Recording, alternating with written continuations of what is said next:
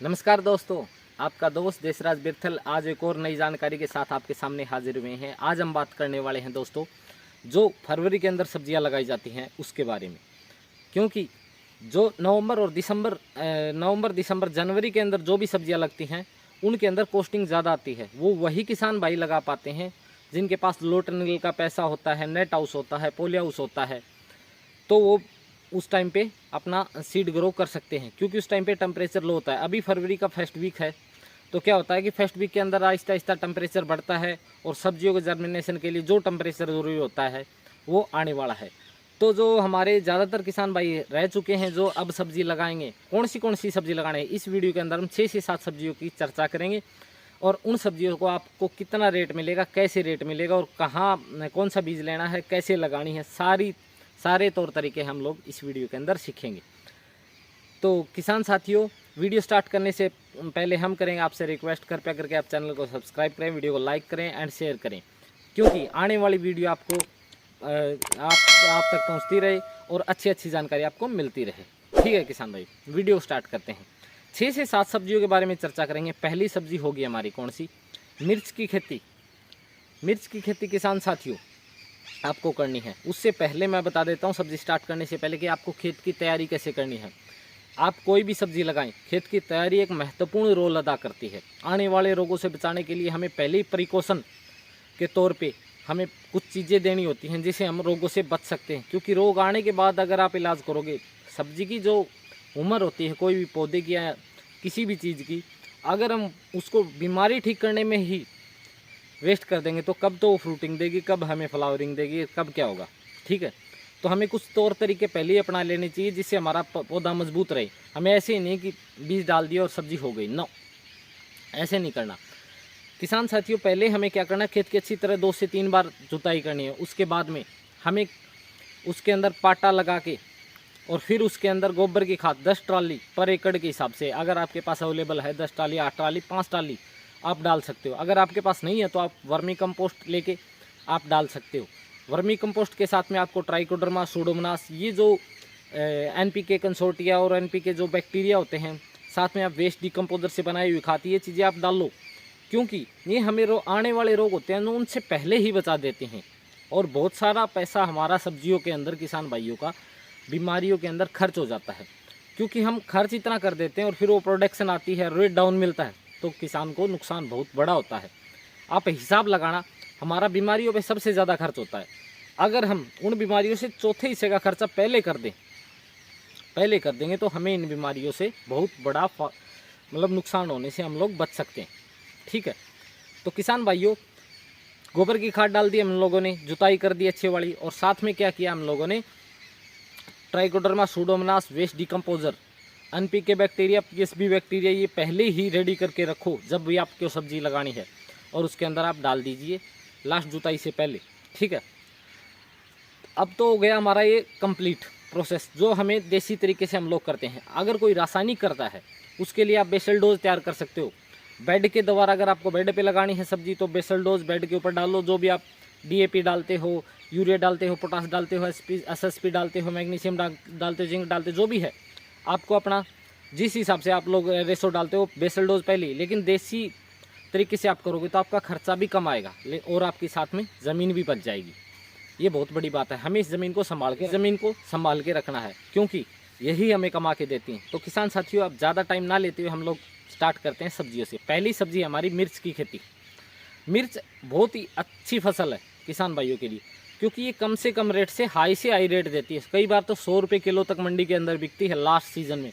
फरवरी में लगाते हो तो नवंबर दिसंबर तक आपको पैदा देगी मिर्च के अंदर सिजेंटा कंपनी के बीज आते हैं, साथ में जो क्रांति कंपनी के आते हैं, नून अंश के सीड आते हैं, 74 नंबर आती हैं। सारी मिर्च के पौधे आप लगा सकते हो। अगर आपके एरिया में शिमला मिर्च ग्रो हो जाती है बाहर खुले में, तो आप शिमला मिर्च की भी खेती कर सकते हो थोड़े ही प्लांट लेके, जिससे आपको भाव का स्टेबलाइजेशन बना रहे, कम ज़्यादा भी भाव मिलता रहे।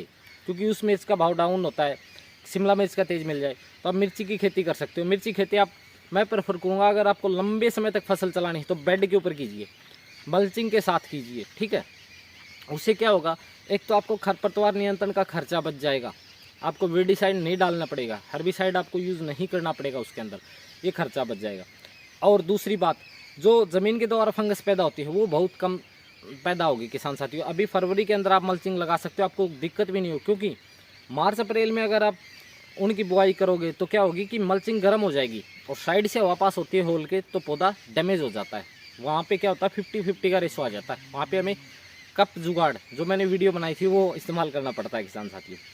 मिर्ची की फसल हो गई, उसके बाद में करते हैं हम लोग दूसरी फसल भिंडी की।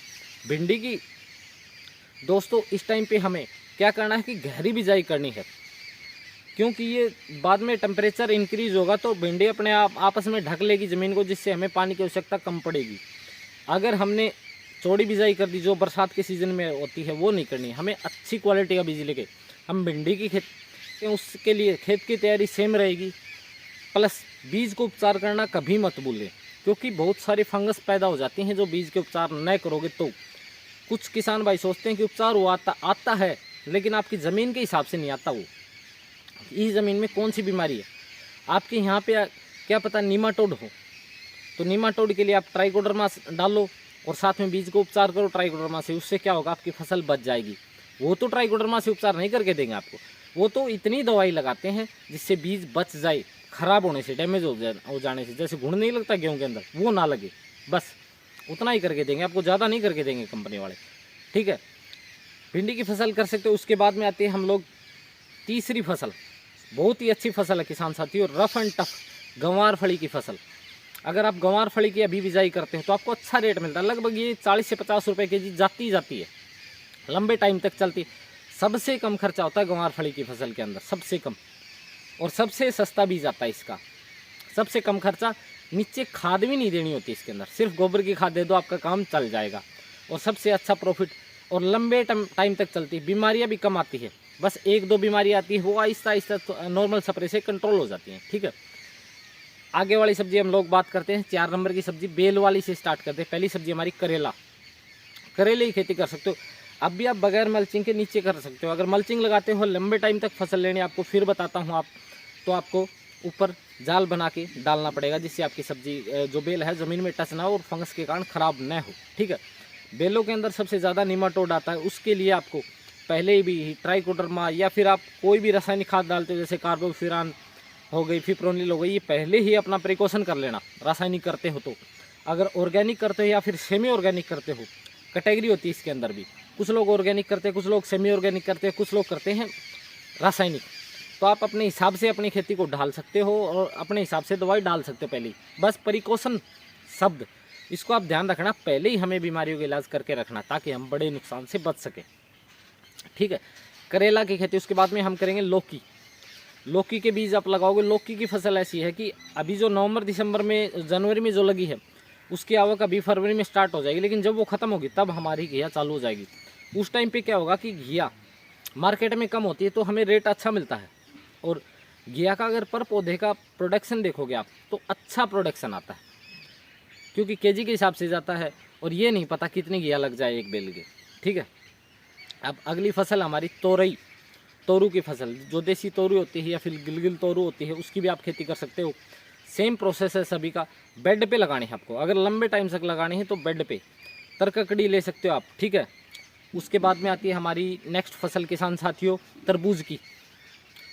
अगर आपने पहले नहीं बुआई की है तो अब भी आप तरबूज की कर सकते हो, क्योंकि तरबूज ऐसी फसल है जिसको आप काट के पकने के बाद रख सकते हो। अगर आपका ऑर्गेनिक है तो रुक जाएगा, अगर आपने पेस्टिसाइड से किया, पोटास की मात्रा ज़्यादा, आपने मिठास के लिए ज़्यादा पोटास दे दी, तो आपका जो फ्रूट है तरबूज है वो ख़राब होने लग जाता है लंबे टाइम तक। लेकिन अगर आपका ऑर्गेनिक है तो 2 महीने तक आपका तरबूज ख़राब नहीं होगा। हम लोग पुराने टाइम में देखते थे तो हमारे यहाँ पे हरियाणा राजस्थान के अंदर एक मतीरी बोलते हैं, तरबूज जैसा होता है मतीरी, वो ख़राब नहीं होता था। 2-2, 3-3 महीने रखा रहता था घर के ऊपर, लेकिन वो कभी ख़राब नहीं होता था। ठीक है, उसके अंदर प्योरली ऑर्गेनिक खाद होती थी, अपने आप ही उगता था। आज भी उगता है बहुत सारी जगह पे, तो उस बात का आप ध्यान रखिए। अगर पोटास की मात्रा बढ़ा दी आपने तो आपका तरबूज ख़राब हो जाएगा और आपको जो भाव मिलने चाहिए वो नहीं मिलेंगे, क्योंकि उस टाइम पे आपको तोड़ के रातों हाथ बेचना पड़ेगा वो। ठीक है, अब आगे की फसल की हम लोग बात करते हैं पेठा। पेठा भी ऐसी फसल है जो ख़राब नहीं होगी जल्दी से। आपका आज भाव कम है, रोक लो, 6 महीने तक पेठा ख़राब नहीं होता किसान साथियों। अगर आपने अच्छी क्वालिटी का पेठा लिया, पेठे का बीज मैं आपको सजेस्ट करूँगा माइको या फिर नूनन्स, इनका ही पेठे का बीज लेना, और उससे आपकी जो प्रोडक्शन आएगी। इसके अंदर भी 3 साइज़ का बीज आता है, 1.5 से 2 किलो, 2 से 4 किलो और 3 से 6 किलो 8 किलो तक आपको मीडियम साइज़ लेना है।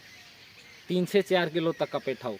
अगर आपको लंबे टाइम रखना है तो आप बड़ा साइज़ भी ले सकते हो, वो लंबे टाइम तक ख़राब नहीं होगा। लेकिन क्या होता है, मार्केटिंग में दिक्कत आती है। जब आप लोकल में बेचते हो, किसी को 1 केजी चाहिए, 2 केजी चाहिए, तो वो नहीं मिल पाते। छोटे वाला बीज होता है ना, उसको आप दे सकते हो।